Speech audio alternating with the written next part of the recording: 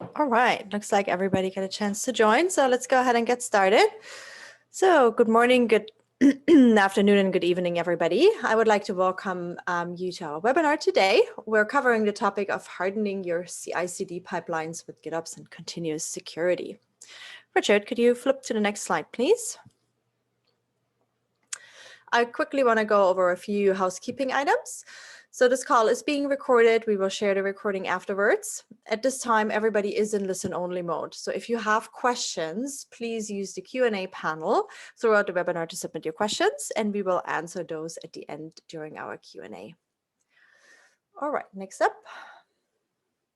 So I would like to introduce our speakers today. We have Owen Garrett on the line, Head of Product and Community at Deepfence. Hi, Owen. Thanks for joining us. And then we also have Richard Case, our Tech Lead and Solutions Engineer here at Weaveworks. Hey, Richard. Cool. And with that, we won't delay any further. Richard, over to you. Take us through this, please. Brilliant. Thank you. So I'm going to start with what is GitOps as a refresher to anyone that isn't fully aware of what GitOps is. So first and foremost, GitOps is an operational model. It defines a way of operating your systems, whether that is Kubernetes clusters or your infrastructure. It's derived from knowledge that was gained internally initially in how we as Weaveworks operated our SaaS called Weave Cloud, and further enhanced with custom work from customer success over the years. And it's technology agnostic. Obviously, the name has Git in it, and it's usually used, and we usually use Git as the source control within GitOps, but it doesn't mean you have to use Git. You can use any flavor of source control that you want, and it doesn't imply that you use a particular GitOps agent. There are many agents out there, and so it's technology agnostic. It also doesn't imply that you are going to be deploying to Kubernetes. It is a methodology and an operational model. And at the core of it, there's a set of principles that we will be covering later on. So this is basically saying the why instead of actually how you accomplish this.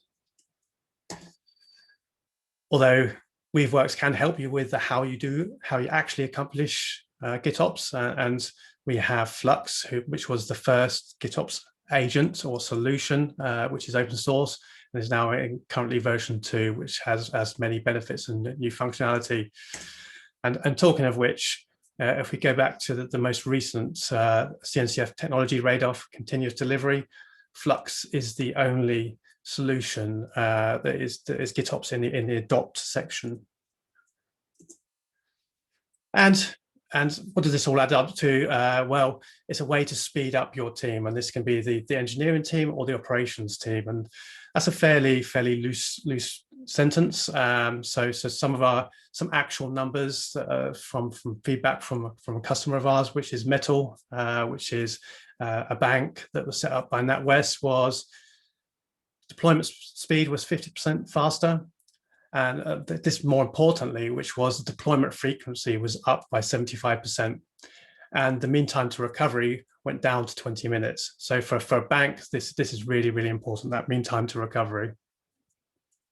So we have a whole white paper on this if you're interested in more of the actual numbers of the benefits of GitOps. So what is the GitOps model?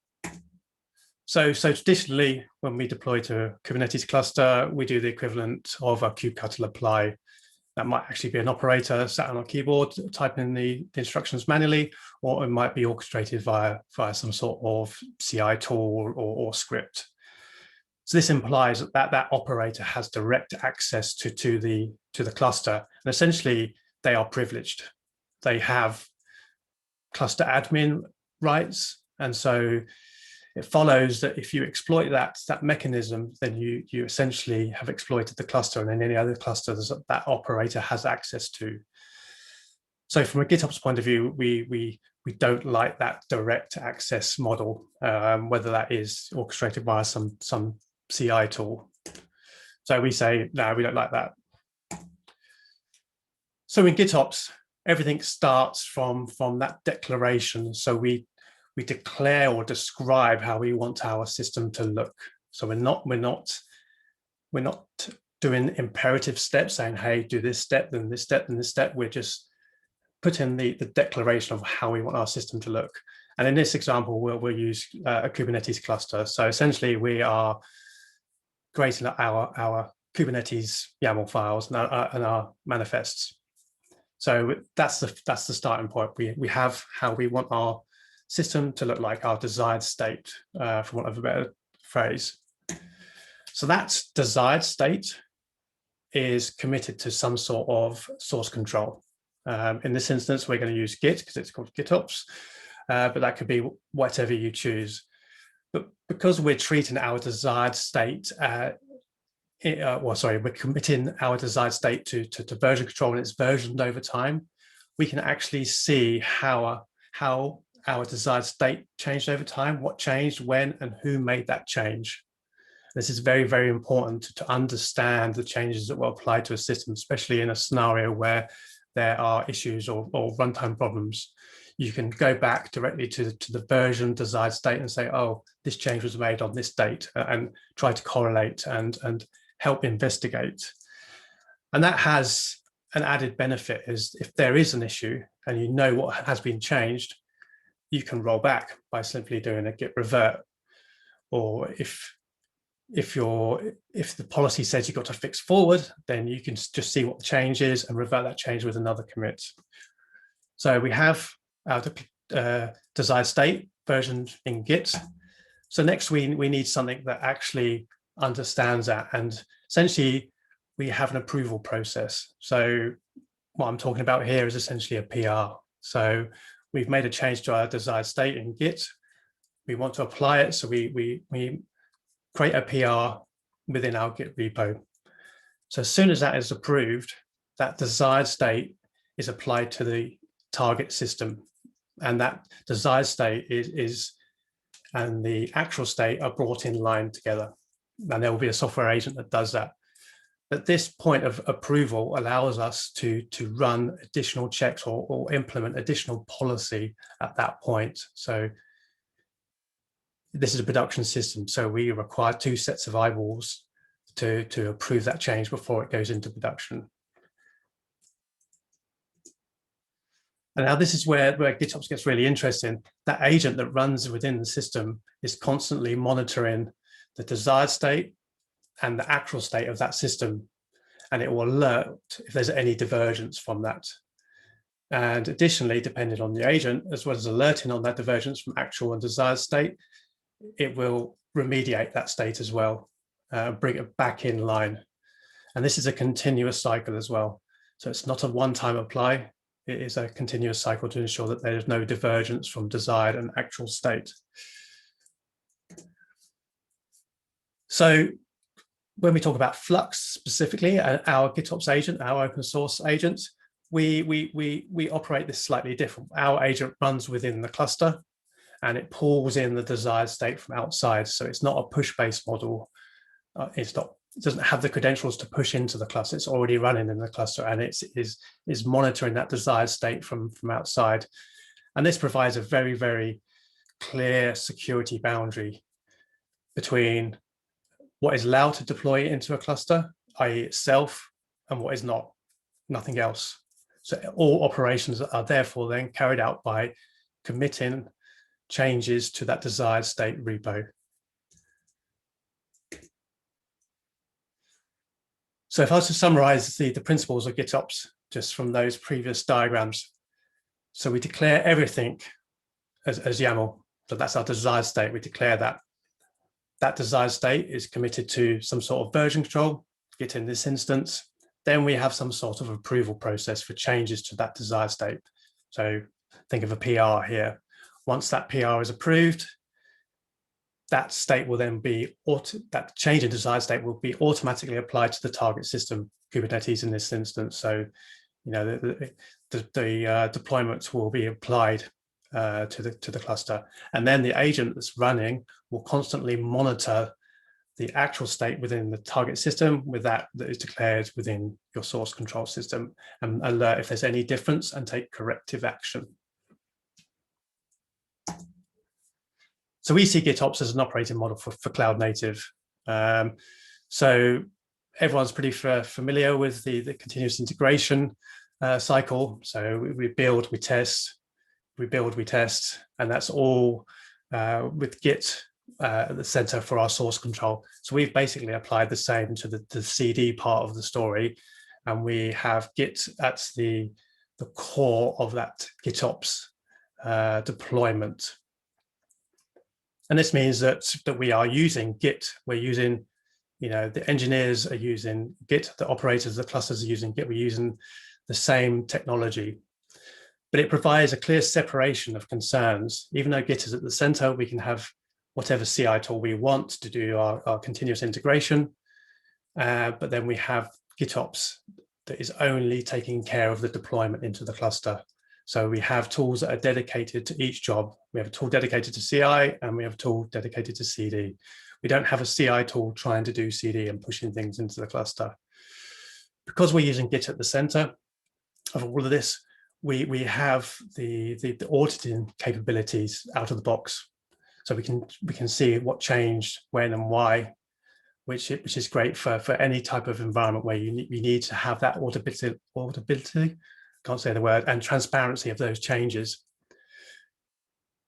Because we'll already be using Git for our source control, we would already had authentication set up. So we will have SSO set up to Git for our source code.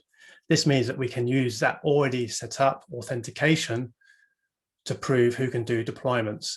And then from the authorization, so who can actually deploy to this environment, that also comes with the fact that we're using Git. So the authorization can be the very fact that you have access to a specific repo that represents the desired states of that environment. And that could be separate repos, protected branches, etc. Depends on your Git flavor. And because we have this versioning of our desired state over time, this allows us to easily roll back changes that have caused issues, because we can just do that Git revert. And it also has this added benefit of helping with the DR type scenarios.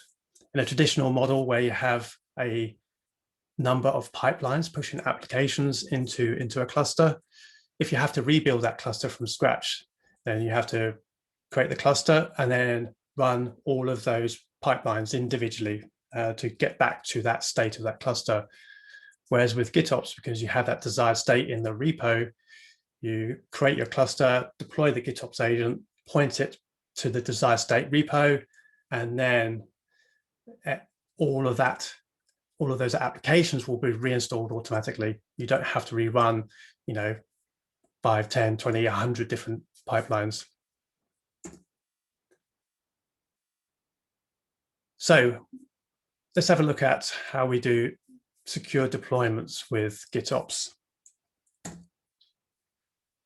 So this diagram just represents a typical CI/CD pipeline. There's a lot of detail removed from this, but it's just to give an idea.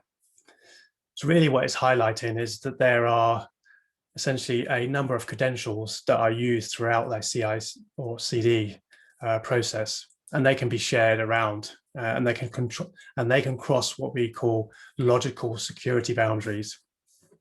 So to give an example here, so we develop our application, and then we have read-write access to the code repo to commit our code changes. So when our code changes, we have some CI tool that is monitoring that, and we'll create a build. So that CI tool has read-only access to the code repo. As part of that CI process, we are going to generate a container image. So that CI tool then requires read-write access to the container registry to push the image to the registry. So in a usual pipeline scenario where we're doing CD via some sort of pipelining tool, that CI system also has the read-write credentials to the destination Kubernetes cluster or environment. If you're using GitOps, not for Kubernetes. So in this scenario, those credentials are crossing a security boundary here, this logical security boundary between the target environment and our CI environment.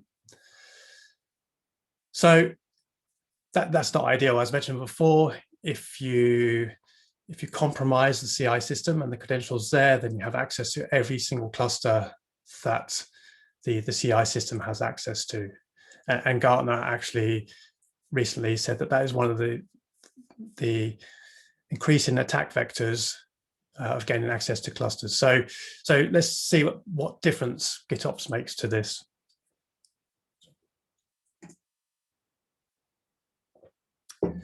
So the change when we introduce GitOps into this type of scenario is essentially two things here that you can see. Well, three. So the CI system isn't doing the deployment first and foremost. So we've deployed some sort of GitOps agent into the cluster. You can use Flux in this instance. And we have introduced this configuration repo that is going to hold our desired state. So this is going to hold everything. It's going to declare everything that we want to run in that cluster. So the GitOps agent, Flux in this instance, will have read-only access to that config repo, because that's all it needs essentially to run. So it's going to be monitoring that configuration repo, saying, what is my desired state and what is my actual state, and then it will reconcile the two and do any deployments that have been declared in there. So Flux can actually run in write back mode as well, which you'll see later in one of the demos, where it can actually update the desired state as well on changes to the container registry. But by default, it operates in a read-only mode. So in this scenario, what you end up with is the only thing that has rights to deploy to the Kubernetes cluster is the GitOps agent, or Flux in this instance, and that is actually running within the cluster itself. So actually, to get something deployed, the operator, whatever that is, whoever that is, they will have to make changes to that configuration repo. So they don't make changes directly to the cluster. And this traversal between the operator and the configuration repo, which is essentially going to be a PR on a branch of some sort. And this is a single point of where you can implement some sort of process control, process enforcement. So you can at this point say, well, I require 2 people to approve this deployment, or I require that this application must have been deployed in all of the lower environments first. So it's a single point of implementing that process control. And because we're using Git, as we mentioned before, we have this really good auditing and attribution of changes within the environment. But that's not the whole story. So we can apply, things like RBAC or network policies via this. Create our, try and create as secure as possible cluster. But that's still not enough. So this pipeline offers various points where we can integrate extra security measures. So the first part is in the CI portion. We can introduce various options for code scanning or image scanning, whether that's our static code analysis or actually scanning of the container images within the registry. But we can do that in many places as part of the CI process. We could also do some sort of artifact scanning when we change the desired state within the configuration in the config repo. So we could use something like conf-test to run some essentially OPA policies against your Kubernetes YAMLs, or we could use something like kubesec. So these are all combining just to help secure our applications, but these are all point in time. At that exact moment in time, they're only doing the checks. We could also implement some sort of policy from within the cluster. So we could use OPA or Caverno or some other solution to actually say at the point of applying our YAML into the cluster, run these checks as well. But again, that's a point in time. That's a point of applying that change.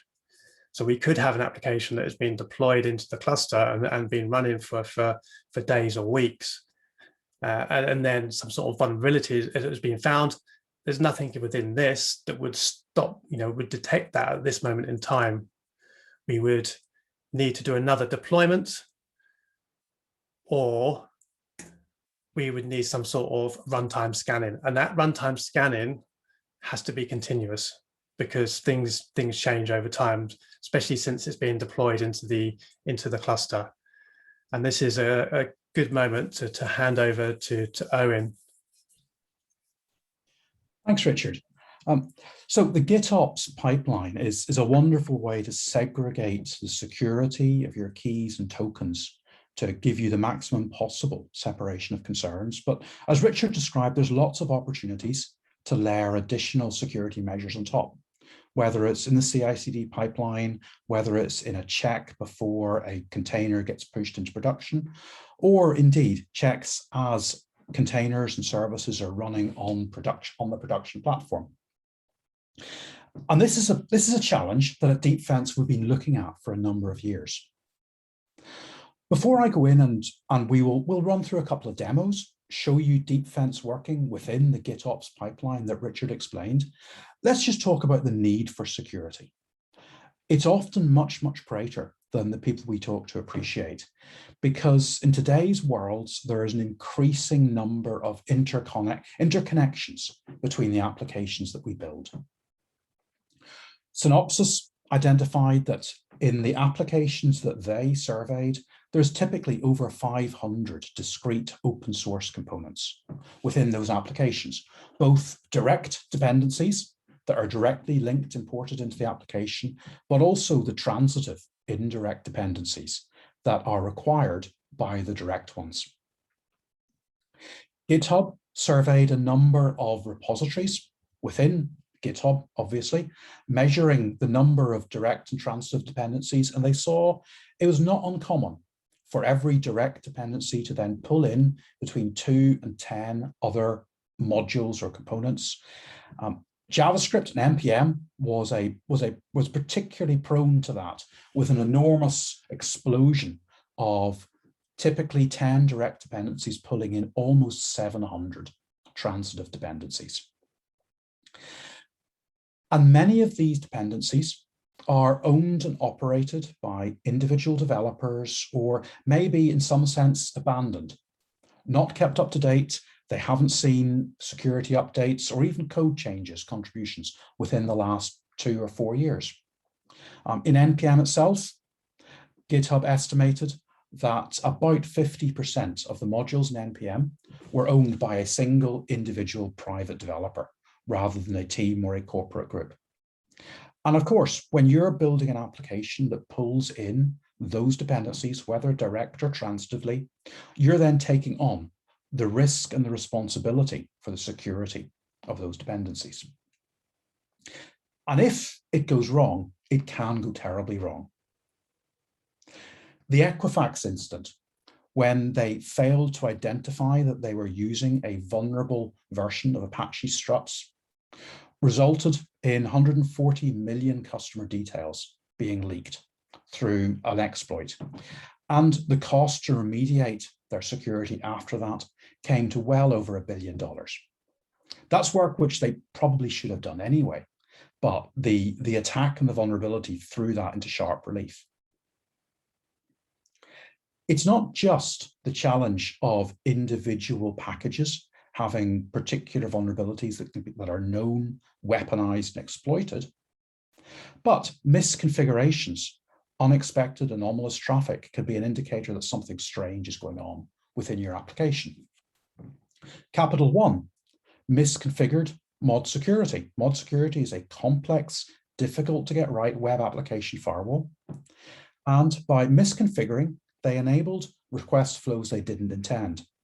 One such request flow hit the instance metadata API on their cloud instances, and an attacker was able to exploit that and over time leak over 100 million customer details. Third parties have accessed services and file systems, made unauthorized changes. British Airways suffered from that when a JavaScript component that they were using on their booking system was hacked, and that resulted in an enormous number of stolen credit card details.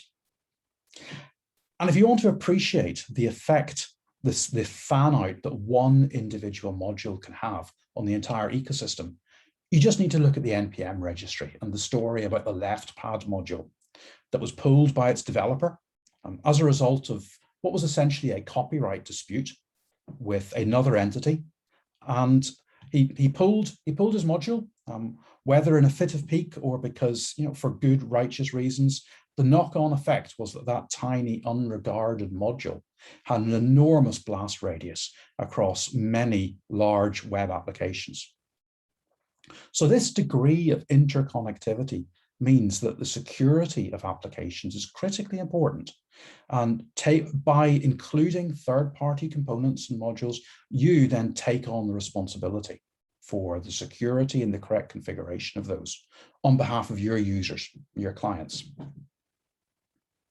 The next slide. If we look at how vulnerabilities are addressed, it can take a very long time for a vulnerability in a piece of open source code first to be detected. GitHub estimated that the average time to detect a vulnerability in an open source component was over 4 years. So undetected likely means it's not being exploited at the time, but of course, you don't know whether in some way it's being exploited and it has been weaponized. But even once alerted, it can take time to find a fix, to publish it, and then to push that out and users to pick that up.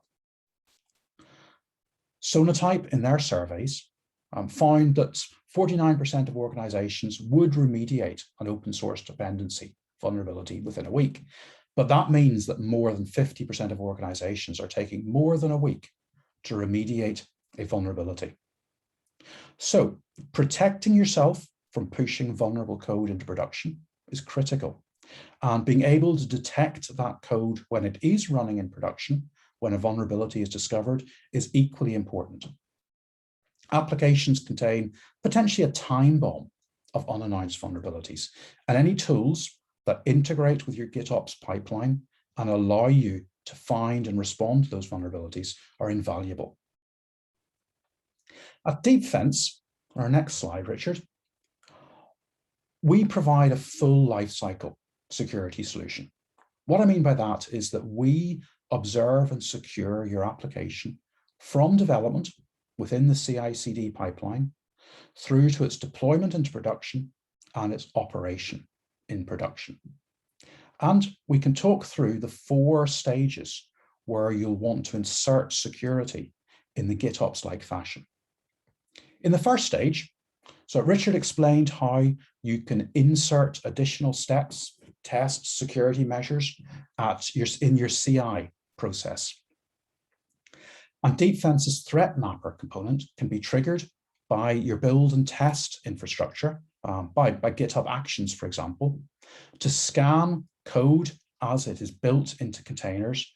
And we match that against wide lists of known vulnerabilities and can block the deployment of a push if that code fails to meet the parameters that you, as the developer, have defined.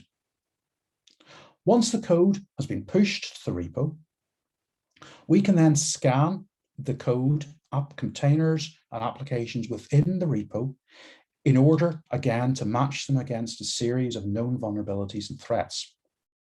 And you can use this intelligence to help either guide the deployment of an application into production, or once the application is in production, to synchronize what's in production against what you know about vulnerabilities in the repo. In production, whether you're running in staging, production, DR sites, whether you're running virtual machines, you're running Kubernetes, or you're running serverless, then the lightweight Deepfence agents are there to scan the production environment, looking for anomalies, misconfigurations, leaked or unprotected keys, and reconciling what it sees in production with what is sitting in the repo. The agents also monitor the behavior of applications and feed data to your operations team, flagging up anomalies, unexpected network traffic. Maybe a container is trying to access that instance metadata API that it shouldn't be. Identifying unexpected file system modifications. Maybe somehow the JavaScript that you're using on your British Airways site is being modified. detecting unexpected process creation or system calls. So together, these solutions integrate very cleanly with the hands-off autonomous GitOps pipeline that you've built and provide a multi-layered set of security measures to increase and enhance the security of your apps. What I'd like to do is hand across to my colleague Matt, and we'll go through and we'll see the GitOps pipeline in practice, and we'll see the process of deploying, inspecting, protecting an application using Flux and Deepfence. Thanks, Owen. So let me just quickly introduce myself. My name is Matt Krishak. I help run customer success and pre-sales here at Deepfence. And I just kind of like to point out that Owen and I have previously worked at another company called Nginx. So great to be working together again. All right, so I'm going to go ahead and shut off my video just because I have some potential bandwidth issues today. But let me go ahead and kick off this demo. All right. All right, sorry, I just had to ask, is everyone able to see my screen? Okay, good. All right, so in this demonstration, I'm going to be using the Google Microservices demo, otherwise known as the online boutique or hipster shop, to show how you can secure your GitOps pipelines using GitHub Actions and Deepfence Threat Mapper as part of your continuous integration. And then we'll use Weaveworks Flux as part of that continuous deployment. So on the CI side, I'll be using a GitHub action that listens for a push request, and this will build a Docker container image, scan that image for vulnerabilities using Deepfence Threat Mapper, and then finally push that image to a container registry. On the CD side, I'll be using Weaveworks Flux then to periodically scan my container registry for changes. And when it detects that there is a new image tag, I automatically deploy it to my Kubernetes cluster and update the corresponding manifest files. All right, so the online boutique, right? So for those of you who are not familiar with the Google Microservices demo, it's really just comprised of a series of microservices built across various programming languages and highlights gRPC and service-to-service requests. For this particular demo, I split out the front-end services, which is what you see on the screen here, into a separate GitHub repo from the remaining services so that I don't have to wait for all the microservices to be rebuilt when I push that change to the front-end service. All right, so let's say we want to make a change to the front-end service here. So I've already kind of taken the liberty to do to create a branch from master with the name v0.2.3. This is one patch release greater than the existing services that are currently running in my Kubernetes cluster. I've already staged the change that I want to make, and so I'm going to go ahead and commit and push this change to the branch. We'll go ahead and commit. And we'll go ahead and push. All right, so if we go to the actual GitHub repo itself and we go to the actions, we can see that a workflow flow is created. And if we click on this workflow, we can see that it's programmed to do a couple of things, right? So it's going to, it will show up here in a second, but basically what it's going to do is it's going to check out the current repo. It's going to prepare a Docker image tag. It's going to log into the Deepfence container registry in order to pull down the threat mapper container image. It will then go ahead and build the Docker image based on that Docker file that we pushed. And it's going to run that built Docker image through Deepfence Threat Mapper. So not only does Deepfence Threat Mapper have the ability to scan the underlying OS packages, it also has the ability to scan for vulnerabilities in language-specific stacks. So things like JavaScript, Java, Node.js, Ruby, Python, PHP, and .NET. So if the vulnerability scan fails based on whatever supplied user criteria I have in terms of CVE count or score, I will get a Slack message saying that it's failed. And the Docker image itself will not be pushed to my container registry. If the vulnerability does pass, the next step is to log into the Docker registry containing my services and then push that image to the registry. All right, so it's right here. It's going to be wrapping up the initial scan. So we'll just wait for that to complete here. All right, so actually we can see here that it actually did fail with the message that the CVE count was greater than 50. So in this case, I set my threshold for 50 CVEs total. And if it doesn't pass that, it will fail. And also we can see here as part of the Slack integration, I received a message letting me know that that particular vulnerability scan failed. All right, so if we take a look then at the Deepfence console under vulnerabilities, right, I can actually look at the information about that particular container scan, right? And I can see here that there were 71 total CVEs ranging from low severity all the way up to high.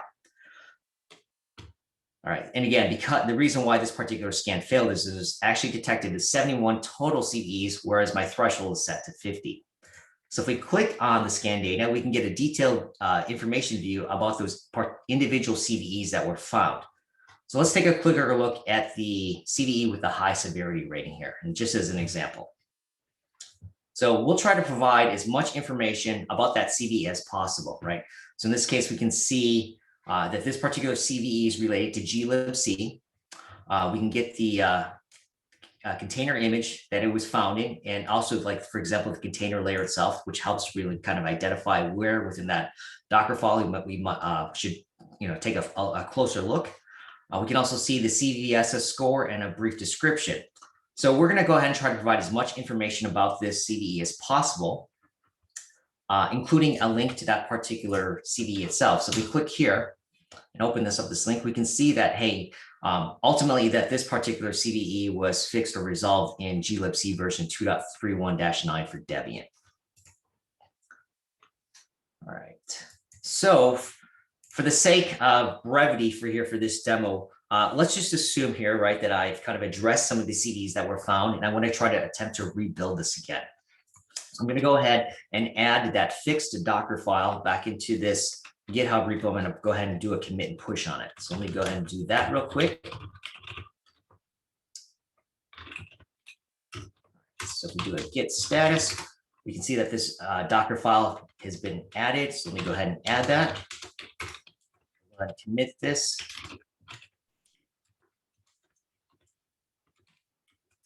We'll go ahead and push this. So then we'll be able to go back into the GitHub Actions again and see that a new job was kicked off for this. All right, so then we'll go ahead and wait for this to complete. Thanks, Matt. So while that runs, we'll see the same series of tests being run against the build. And we take a pragmatic approach at Deepfence. We know that it is not practical to lock down and avoid every single CVE or vulnerability within the code that you're using. Often because you might have dependencies on particular versions of a third-party component, and it's not possible for you immediately to upgrade without extensive testing. But also because many of the CVEs may not be weaponized, and the vulnerability may just be theoretical in the context that you're running the application in. As we'll see in a later demo, one of the things that we can do with the management console is illustrate how different components are interrelated. So which components are talking to which other ones, which ones have direct contact from external internet. And that way you can assess what we call the blast radius of individual errors.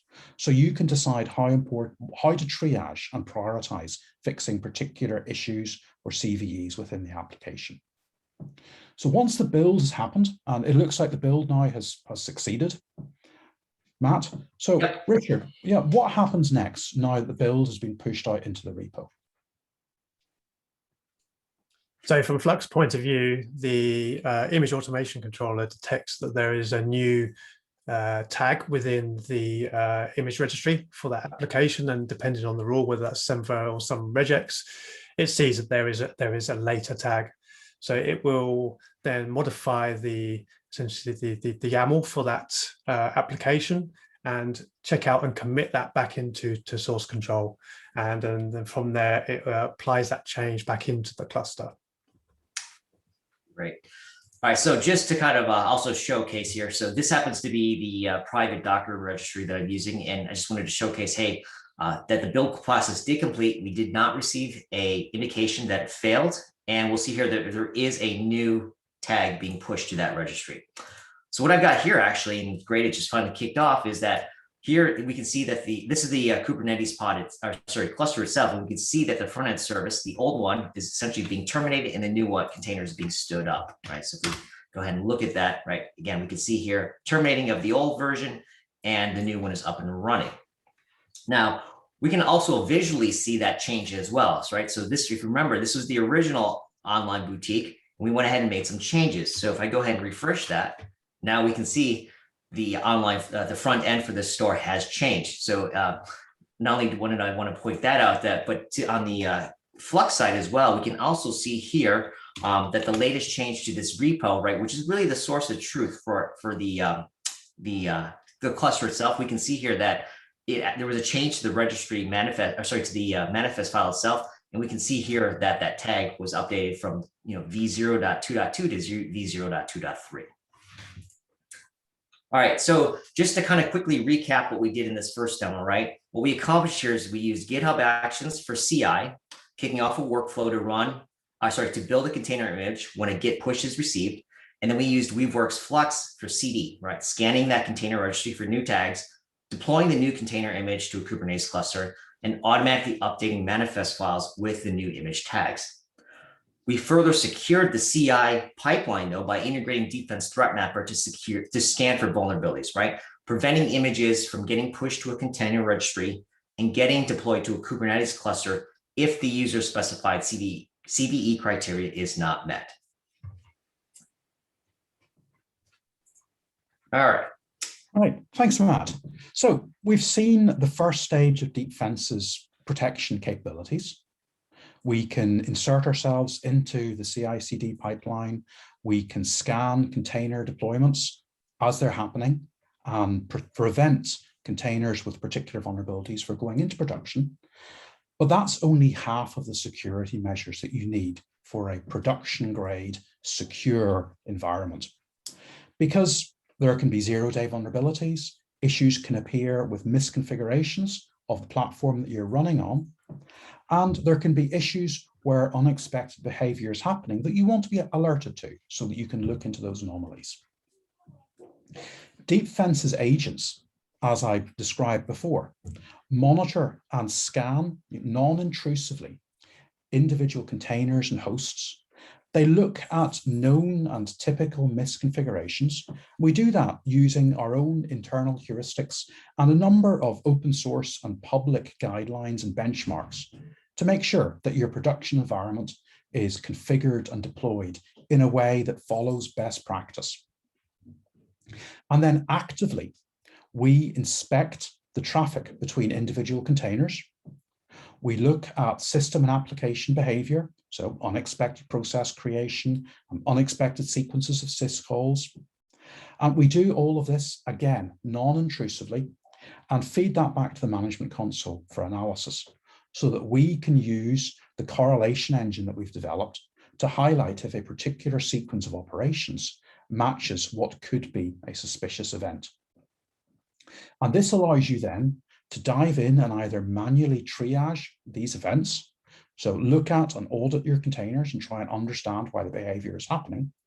Or if you wish for particular correlations and events, you can configure the Deepfence console to automatically quarantine workloads that hit those correlation triggers so that we can prevent traffic coming in and out of those containers. So Matt, let's hand back to you and we'll see some of that running in practice. Actually helps if I unmute myself here. All right, let me go ahead and share this again. So we'll do a part 2 of this demo now. Actually, I need to show the entire screen here. All right. Okay, so in the infrastructure that I'm observing here with Deepfence, right, I've deployed a virtual machine running Apache struts. This is something that has had some well-known exploits over the year, as we kind of referenced at the beginning. So in the background, I'm going to go ahead and run a series of exploits against this virtual machine. So let me go ahead and kick that off. So in just a few moments, we'll start to see alert information being populated in the management console UI, along with receiving alerts over Slack, which is actually what I'm starting to see now. And this is using the Slack integration that we have with Deepfence. So I want to take a moment here to briefly talk about what the Deepfence agent is doing in terms of runtime analysis. So it's looking at 4 different potential attack vectors: network requests through full layer 3 through 7 out-of-band deep packet inspection, file integrity monitoring, system call monitoring, and process monitoring. In a nutshell, we're able to see what goes in, what comes out, and what changes. Complete observability. You can actually see part of this observability in the topology view that I have here on my screen. Notice that a few of my Kubernetes nodes here are communicating with with GitHub essentially, right? This is actually the Flux part of my Kubernetes cluster where they're continuously looking at my repo to detect changes to that particular source of truth. I can also see here that I also have a couple of nodes that are talking to an S3 bucket. StackPath here is another one, and Cloudflare as well. So we recently added these enhanced visualization features to the topology view, display really in more detail cloud native objects such as a load balancer, storage, etc., as well as some of the well-known and popular endpoints. All right, so switching gears back to the demo again here, if we take a closer look at the alerts now, we can actually begin to break down what happened during the exploit that was just run. Right, so if we take a look at the first event that came on, this was an inbound network request. And because we're doing the full deep packet inspection, right, we're actually able to see what's in that payload itself. So if we look at the content type here, oops, actually, sorry, that was the wrong one, my bad. It's this one here. If we look at the content type, right, we can see that this content type is actually a little bit nefarious looking, right? And we can actually see that there are some Apache struts OGNL expressions within this content type header. This is essentially a key indicator. This is an Apache struts exploit. And if we look at the correlation chart below, right, we can actually see the corresponding CVE, in this case, CVE 2017-5638, which belongs to Apache struts, right? And that was picked up as part of that, it's picked up as part of the vulnerability scanning, right? Something that we did in the first demo where we integrated that as part of the CI process. All right, so we built this correlation chart here, right? Really showcasing, you know, the severity and the CVEs that we found with the exploit that we found. But this happens to be coming across through the network. We also have some of the other attack channels that we can look at as well. So for this case, let's take a look at a file anomaly, right? This is using that file integrity monitoring that I mentioned earlier. So in this case, we can see here that a temp file was created, in this case under the, it's called, you know, pwnd.bin under the temp directory. And this particular file was modified and has executable code within it, right? We can also see some of the system calls going on as well, right? We have a couple of S traces being run. So in this case here, a user or something suspicious on this particular host attempted to run S trace. And then we also have a bunch of, well, at least one core dump as well, right? So more on the process anomaly side, right? Being able to see what changed with the processes. Now, last, I also want to showcase what we saw at the end here, which was data exfiltration, right? So if we look at this, this happens to be now a network request again, but it's outbound in this case, right? Oops, sorry, it's this one. So in what we're seeing here is someone actually went ahead and tried to look at what's in the Etsy passwd file, right? So sensitive information, and it's actually then trying to send this to an IP endpoint that has a known bad IP reputation, right? And we continue to build out this correlation chart over both space and time, right? So we started with just the one exploit that we saw and continually builds upon that to showcase the remaining exploits within this particular attack, all kind of pointing back again to that CVE pointing to Apache struts.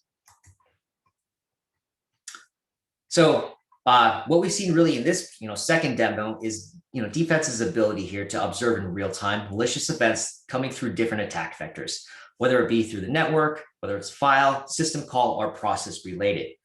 Deepfence has the ability to not only detect exploits that match known signatures, but also events that are not signature based. It's just for an example, like that file anomaly that we saw and the data exfiltration, which also covers potential zero-day exploits. We use machine learning not only to get a baseline of what normal operation looks like, but also to correlate suspicious events over space and time with the known critical vulnerabilities and weaknesses ultimately giving the end user the ability not only to protect their infrastructure in real time, but also address those vulnerabilities over the long run. So something that we aren't going to discuss on this particular webinar, but we will be addressing this in the future one, is the ability to automatically protect your infrastructure based on the alerts that are being generated here. And just as a quick overview, we have what we're called quarantine policies and network policies. Again, these are triggered based on the alerts that we're receiving. Now, one thing I just wanted to quickly wrap up here is on the Deepfence agent side, right? That Deepfence agent is, again, looking at those 4 particular attack vectors. It is doing the deep packet inspection. We are using eBPF, so enhanced Berkeley packet filtering under the hood. So that really allows us to sit in Linux user space while having the advantages of being able to probe into kernel space, right? So we don't have to be a kernel mod. We don't have to be a proxy to do this in order, and that will, typically proxies will slow down your fast data path. We're able to do all of this out of band in real time. So with that, I'd like to hand it back to Sonia then for questions and answers. Great, thanks guys. Thanks Richard, thanks Owen, thanks Matt. Great presentation. So we have a couple of things in the Q&A window. Richard already replied to that, but I'm still going to read that out loud for other folks to see. What should be the strategy when managing multiple configurations for multiple clusters? Can be different application environment clusters. Richard, do you want to quickly go over that? Yep, sure. So there's a couple of options here. So if you're using Helm, you can have different values per cluster, per environment. Or if you prefer customized, then you can have different overlays per cluster. But then you also have the question around, if you're using GitOps, how many repos do I need? Do I use repos and branches? So there's a number of schools of thought on that as well, and that all feeds into answering that. And you can get repo proliferation with GitOps. So it all depends on how you do authorization and level of that authorization, whether you use branches, folders, or repos. But yeah, Helm charts or customize. Cool, thank you very much. Okay, I'm going to go through some that we collected on the chat as well. If you scan the CI pipeline at build time, why also scan the registry before or after deployment? I guess that's going towards Deepfence, please. Yeah, great question. It kind of sounds like a bit of a belt and braces approach, but the reality is that a lot of the containers and artifacts in your registry didn't go through your CI/CD pipeline anyhow. There's stats to show that for many enterprise apps, over 50% of the deployed containers came from third parties such as Docker Hub or from other vendors. So it's essential to scan those just as you scan the stuff that you've built yourself. In a previous life, I helped look after an ingress controller container, and we would regularly get questions raised from the community because they would scan our ingress controller container without building it, and it matched some of the CVEs or issues that Deepfence would be able to pick up. So belt and braces, but also acknowledging that you take your artifacts from many sources, not just your CI pipeline. Great, thank you. Can we run artifacts scanning against Helm charts? I don't know who wants to take that. I guess this is more of a static analysis of the Helm chart, isn't it? And the declarations within it. That's not something that I've done, but I believe that there is a conf test plugin that will enable you to scan those artifacts within the Helm chart. Great, thank you. Cool. Let me see what else we have here. How do you build approval processes for changes to the cluster if they're done through GitOps? What are some good practices there? So the approval process is essentially at the PR level. So you can implement whatever approval process that you want from the PR and block the PR merging if those checks don't pass. And they can be whatever you want. They can be making sure that the code has been scanned, making sure that all the unit tests pass, making sure it's gone through a previous lower environment, or that you have the required number of people saying, yes, this is ready to do. But from a GitOps point of view, it is done at the PR level. Okay, great. And I think we close it out with another Deepfence one that we had here. Isn't it enough to just build against latest for all dependencies? So I know of some users for whom that's the policy, but the reality is that when you have limited control over all the dependencies, you want to pin to a particular minor version, particular semver, unless you've got enormous confidence in your test, your unit tests, your end-to-end tests, your smoke tests in production. So applications can end up with dependencies that can be 2 or 3 years out of date fairly quickly. The task of reconciling and resolving those and testing those can be too high. So you need a pragmatic and sensible way of identifying which older dependencies may constitute vulnerabilities and triage and prioritize which ones you need to fix. Good, thank you. I think this is all what we have time for. We're right on the top of the hour. So I want to thank everybody again for joining us today. Thanks to our speakers. We will be sharing the recording and the slides post-webinar. So we'll find that in your inbox. And then everybody have a wonderful rest of your day. Thank you so much. See you soon. Bye-bye. Thank you. Goodbye. Bye.